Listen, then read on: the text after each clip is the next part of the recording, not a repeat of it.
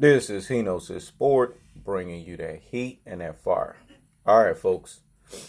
Here's my take on LeBron James and the Los Angeles Lakers. I felt like I needed to do a video to talk about this. You know what I'm saying? Because I wanted folks to understand the magnitudes of what's going on with this landscape and this trade with the Los Angeles Lakers. All right, so hear me and hear me well. This trade with Anthony Davis is not going to do that much more for the Los Angeles Lakers. A lot of folks are getting caught up in hoopla. They're getting caught up in, oh, they got Anthony Davis. The Los Angeles Lakers aren't instant contenders. Here's the thing. Lest you guys forget, let's have to remind your asses. Anthony Davis is injury prone. Let me say that again because I need this to marinate in the brain cells. Anthony Davis is injury prone. He has not shown a propensity to be injury free in any full season. I think maybe there was one that he had in his NBA career. So he gets injuries, folks. LeBron James is over the hill. He is past his prime. So I get it.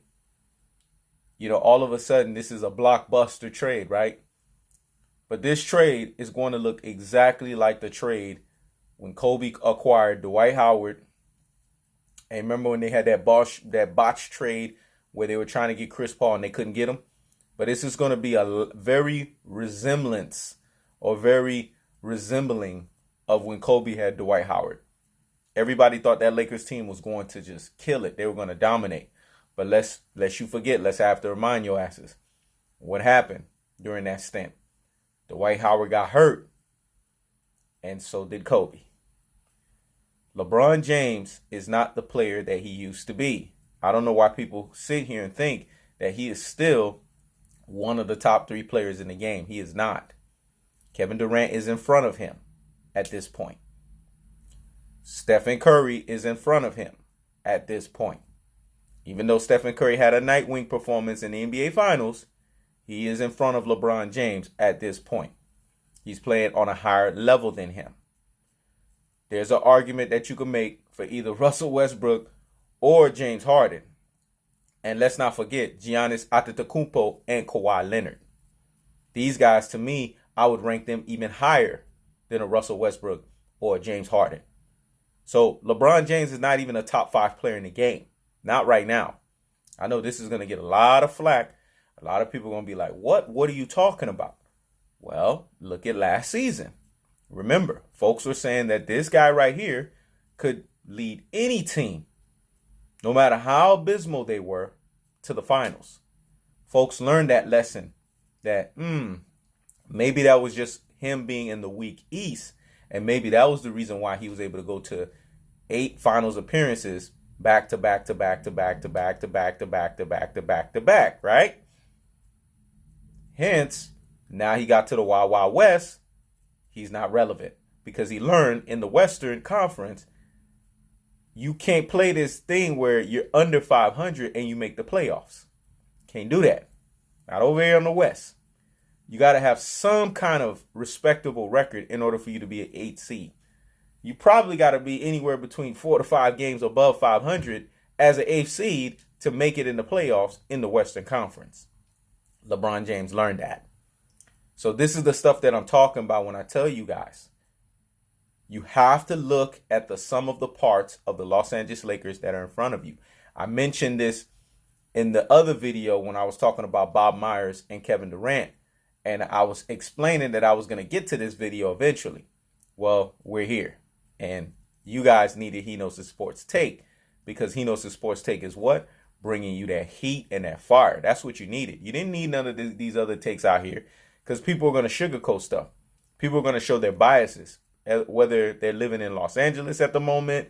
Or whether if they just have their ties to the purple and gold. They were going to show you their bias. Stephen A. Smith is making it clear his bias. Because LA is a sexy place, right? And he wants to be in LA. So, of course, he's going to be biased to, oh, there are automatic contenders. But you have to look at the product that's in front of you. Again, Anthony Davis is injury prone. LeBron James is past his prime. We have to be honest and we have to be mindful of these things. Also, what are the other pieces that you have? You just got rid of Lonzo Ball. You just got rid of Brandon Ingram. And you just got rid of your pick. Your lottery pick, right?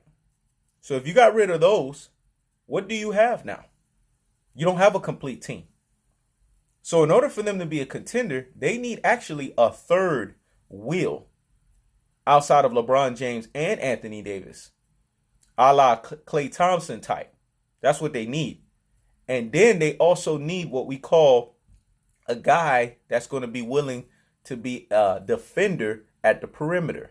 Somebody that can get on somebody all night, every night, that can guard their best player. LeBron James is not going to be able to do this because for the last 7 years, his defense has been atrocious. Anthony Davis has moments where he takes off nights defensively. He's not always a defensive stalwart when it comes to down low. And if you do get a Klay Thompson type, Klay Thompson would be a good two-way player, but Klay Thompson's not going to sit there. A Klay Thompson type's not going to sit there and give you D 24/7 because he has to put a lot of energy on the offensive end.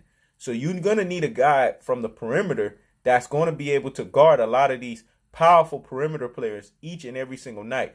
Basically, you're going to need a guy like a case in point, Trevor Ariza type. That's what you're going to need. Somebody like that can go out there and guard. The question is the Los Angeles Lakers going to be able to get a piece like that? And then you got to turn around and then you got to get another piece, a scrappy player like a Clint Capella. We're hearing rumors that Clint Capella and the Houston Rockets are having issues, right? Well, why don't the Los Angeles Lakers go out there and get somebody like that? Now, if you're telling me that the Los Angeles Lakers can acquire a Clint Capella, right, to go with LeBron James, to go with an Anthony Davis, and you have a Klay Thompson type, now you have a real team. Now you may need to just add another piece that's coming off of the bench that can be able to provide production both offensively and defensively, and then that's a team right there. Now that's a legitimate contender. But if you're just telling me it's LeBron James and Anthony Davis, I'm sorry to tell you guys, man, that's not enough. You guys have to understand. Here are the teams that are better than the Los Angeles Lakers with an Anthony Davis. First and foremost, the Golden State Warriors. Even without Kevin Durant. And even without Klay Thompson.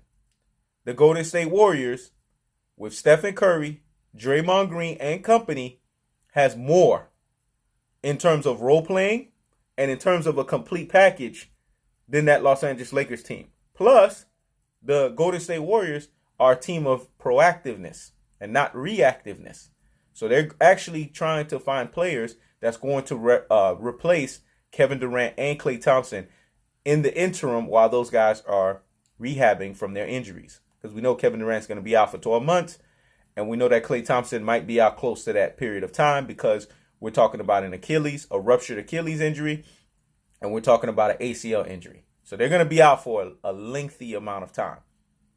So they're going to find replacements for them. That Golden State Warriors team is still deeper than the Los Angeles Lakers. Now, let's look at the Utah Jazz. The Utah Jazz has made strides. They're a different team. They're tough. We can't sleep on them. They're making moves. Let's look at the Denver Nuggets. The Denver Nuggets are going to build up on what they did last year. We can't sleep on that, folks. They're going to make noise. We have to see that for what it is. That team is legit. And then let's look at the Houston Rockets. Now, I don't know if Chris Paul is going to stay or I don't know if he's going to go. But as constructed, the Houston Rockets with Chris Paul, James Harden, and company, to me, is still better and more proven and more tried than the Los Angeles Lakers. I'm sorry. We don't know what LeBron James and an Anthony Davis combination is going to be because it hasn't been on the product and the product has not been on the floor yet. So we don't know what to expect. We're telling ourselves, oh, well, LeBron James, this is LeBron James. People are thinking this is LeBron James of old. Now, if this was LeBron James 5 years ago, yes, then I can understand the credibility in the argument that folks are making. But this is not that LeBron James anymore, folks. This man is past his prime. The man didn't even make all first NBA defensive. The man didn't make all NBA first team. That should tell you something.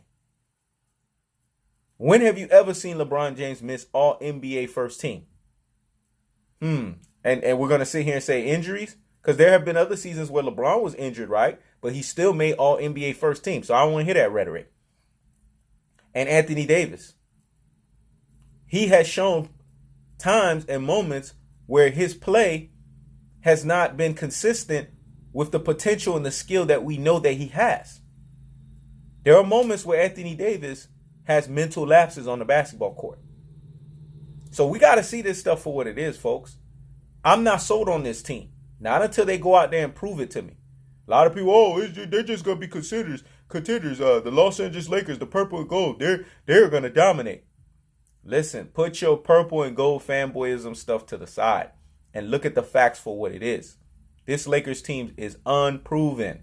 We don't know what the product is going to be until they actually get on the floor. But like I said, if they really want to be contenders, not this contender narrative that people are really running with, this nonsense.